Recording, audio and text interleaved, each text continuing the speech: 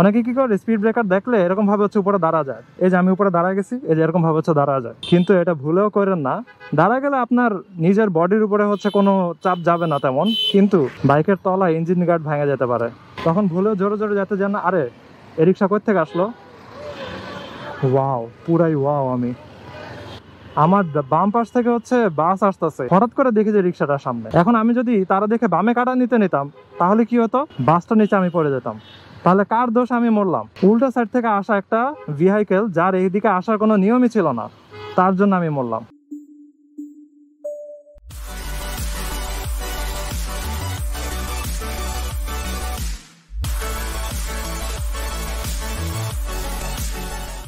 এই WhatsApp everyone, এখন green রোডে আছি। তো এই যে এদিকে হচ্ছে রাস্তা, আর এখানে মোটরসাইকেল রাখা আছে। এই যে মোটরসাইকেল আর আমার ব্যাগ। তো এখন স্ট্রেট বাসার দিকে যাবো, বের হয়ে যাবো। অলরেডি দুপুর হয়ে গেছে। তো এবার হেলমেটে ক্যামেরার দিকে কথা বলি। হাতাগুলো সব একদম পুরো ঢেকে নেই, কড়া রোদ, বাইরে কড়া রোদ। রাস্তা দেখেই বুঝতে পারতেছেন। আর এদিকে হচ্ছে সিলিন্ডার, এখান থেকে একদম এই পর্যন্ত সব সিলিন্ডার। হোয়াটএভার, বাইক স্টার্ট দিই। বিড়ালগুলো এখানে বসে রোদ পোহাইতেছে। এখানে অনেকগুলো বিড়াল বাচ্চা দিচ্ছে। আমি আগের দিন প্রায় 6টার মতো বিড়ালের বাচ্চা দেখছিলাম, আর কি 2 ফ্যামিলি মনে হয় একসাথে হয়েছে। এখন স্ট্রেট যাব বাসার দিকে, ধানমন্ডি। এখন গ্রিন রোড থেকে বের হয়ে যাব। গ্রিন রোডেও মনে হয় ধানমন্ডি বলে, হ্যাঁ এদিক এই সাইডটাকেও ধানমন্ডি বলে। আর এদিকে দিয়ে হচ্ছে ওই যে বিকারনেসার ধানমন্ডি ব্রাঞ্চ আছে, ওইটার অনেক সময় গ্রিন রোড ব্রাঞ্চ বলে। আমার একটা স্টুডেন্ট ছিল, ও বলতো ধানমন্ডি ব্রাঞ্চ। আমি বলতাম কি ব্যাপার, ধানমন্ডিতে তো কোনো ব্রাঞ্চ নাই, ব্রাঞ্চ আছে হচ্ছে আজিমপুরে। ও বল যে না, গ্রিন রোড একটা আছে। তখন আমি বুঝছি যে ওইটারও ধানমন্ডি ব্রাঞ্চই ডাকে। ওয়াও, বের হইতে না বের হইতেই জ্যামের দেখা পেয়ে গেলাম। দেখি যতদূর পাওয়া যায় সামনের দিকে গিয়ে মেডিকেলের গলিতে ঢুকবো, কারণ স্ট্রেট যদি যাই সায়েন্স ল্যাবে জ্যাম খাওয়া লাগবে। এখানে একটা কম বয়স্ক ছেলে হেলমেট ছাড়া বাইক চালাইতেছে। জ্যামের মধ্যে দেখে মনে হইতেছে ভালো রাইড করে, কিন্তু why not use helmet bro? You should, you must. এবার দেখি এত গ্যাঞ্জামের ভিতরে ডানের টার্নটা আমি নিতে পারি নাকি। ওরে এইমাত্র স্কুল ছুটি হয়েছে, তো পোলাপান রিক্সাতে করে ব্যাক করতেছে বাসায়। এই শুরু হলো আর কি জ্যাম। যাই হোক, মেডিকেলের গলিতে ঢুকছি, লেটস গো। লেটস গো বলতে বলতে আবার হয়ে গেল লেটস স্টপ। আবার আরেক জ্যাম।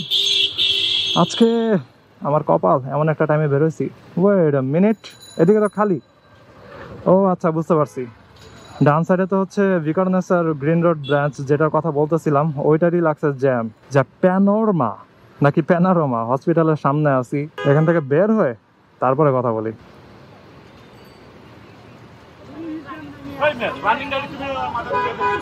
রিক্সাটা এরকম ভাবে যাইতেছে, তার মাঝখানে আরেক রিক্সা এভাবে ঢুকাই দিছে। এবার লাগে গেছে দুজন মারামারি। হোয়াটএভার, আমি জ্যামটা থেকে ফাইনালি বের হয়েছি। আর ওখানে জ্যাম লাগছে কিসের জন্য জানেন? মেডিকেলের সামনে রাস্তাতে অ্যাম্বুলেন্স পার্কিং করে অ্যাম্বুলেন্সের ভিতরে তারা খাওয়া দাওয়া করতেছে, আর কি জাস্ট রিল্যাক্স করতেছে। ওরে ওরে বাস রে। এটা বুঝলাম যে যে জায়গাতে মেডিকেল আছে ওইটা হচ্ছে মেডিকেলের জায়গা, কিন্তু রাস্তাটা তো মেডিকেলের জায়গা না, তাই না? তাহলে রাস্তার ভিতরে কেন আপনি এরকম ভাবে পার্কিং করে রিল্যাক্স করবেন?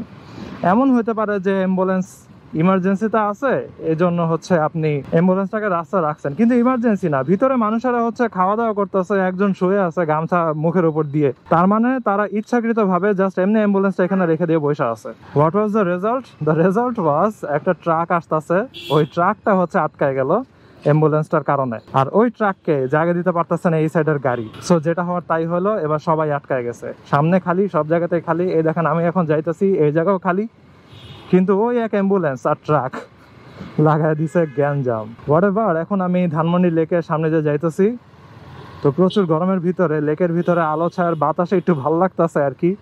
এতক্ষণ আমার খুবই অদৃশ্য লাগতেছিল, এখন গরম বাতাসও ভালো লাগতেছে, কারণ আমি গাছের ছায়ার নিচে আছি। তো এখন বামে ঢুকে গেলাম। আর লেকের পানিতে, ওয়াও, আজকে তো বাতাস আছে। লেকের পানিতে তো অনেক স্রোত, সব সাইডে বাতাস আছে। যাক, বিকালের দিকে একটু বৃষ্টি হলে খুশি হব। যাই হোক, এখন চলে আসছে আমি রবীন্দ্র সরোবরের সামনে। রবীন্দ্র সরোবরের ফুচকাওয়ালাগুলা পুরাই ডাকাত, বুঝছেন? নর্মাল ফুচকা এত দাম নেয়। আমার নর্মালি ফুচকা টুচকা অথবা স্পাইসি জিনিস প্রায় খাইতে ভাল লাগে।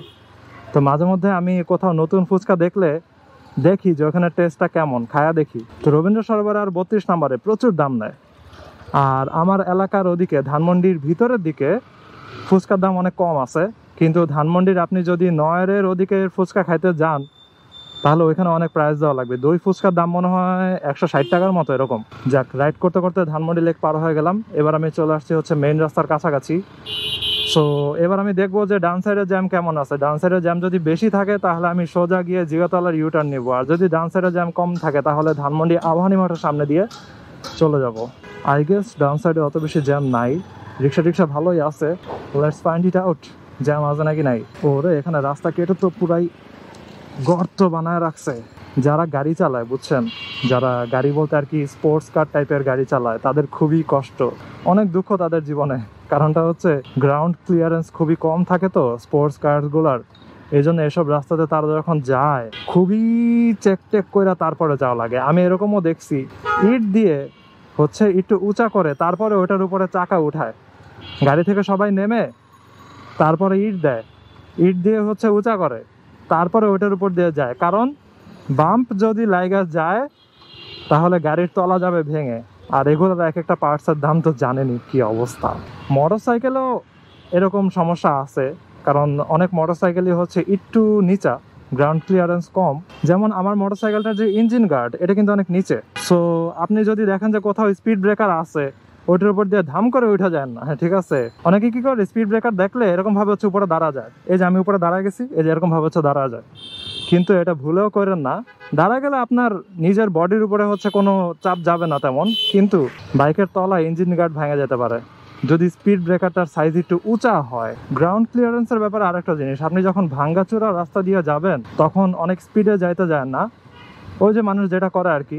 আর আমি আগে যখন সাইকেল চালাইতাম তখন কোনো ভাঙ্গাচোরা দেখলে স্পিড কমাইতাম না, স্পিড ব্রেকার দেখলেও স্পিড কমাইতাম না। কি করতাম, সাইকেলের প্যাডেলের উপরে দাঁড়া যেতাম, ইজি। আমার পিছন সাইডের উপরে কোনো প্রেসারে যাইতো না। আর যদি আপনি বসা অবস্থাতে এগুলোর উপর দিয়ে যান, আপনার পিছন সাইড একদম ভেঙে টেঙে যাবে, স্পেশালি সাইকেলে। কারণ সাইকেলের তো হচ্ছে সিটের কোনো সাসপেনশন নাই, সাইকেলের সাসপেনশন হচ্ছে সামনের গোলা, এই জন্য আপনার একদম নিতম্ব ভেঙে টেঙে যাবে।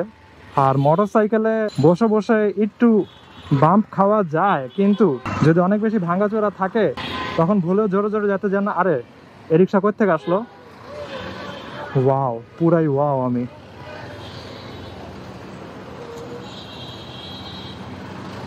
কি করতে মন চায়, কয়দিন আগে আমি বলছিলাম যে উল্টা সাইড থেকে যারাই আসবে, যেই হোক না কেন চটকানা, সে যদি ওই পাঠাও ড্রাইভার হয় তাহলেও মারবেন চটকানা, রিক্সা ড্রাইভার হলেও তাহলেও মারবেন চটকানা। এরা পুরো জ্যাম ট্যাম লাগা দেয়, মানুষের জীবনটা বিপজ্জনক করে ফেলে। এই দেখেন আমি এইমাত্র যাইতেছিলাম, আমার বাম পাশ থেকে হচ্ছে বাস আসতেছে, হঠাৎ করে দেখি যে রিক্সাটার সামনে। এখন আমি যদি তারা দেখে বামে কাটা নিতাম তাহলে কি হতো, বাসটা নিচে আমি পড়ে যেতাম। তাহলে কার দোষ, আমি মরলাম। উল্টা সাইড থেকে আসা একটা ভেহিকেল, যার এইদিকে আসার কোনো নিয়মই ছিল না, তার জন্য আমি মরলাম। হোয়াটএভার, এসব নিয়ে কথা বলতে বলতে গলা ব্যথা হয়ে গেছে, এসব নিয়ে আর কথা বলতে ইচ্ছাও করে না। যাই হোক, লাগছে প্রচুর jam. I hope you guys like this video, and if you're watching for the first time, you can kindly subscribe. So see you in the next one. I guess এদিকে নতুন একটা রেস্টুরেন্টের বিল্ডিং হইতাছে, আশা করি রেস্টুরেন্টের বিল্ডিং এ fire exit এর proper maintenance থাকবে, সিঁড়ির ভিতরে তারা যেন সিলিন্ডার না রেখে দেয়। যাক, see you in the next one, সবাই ভালো থাকেন, টাটা।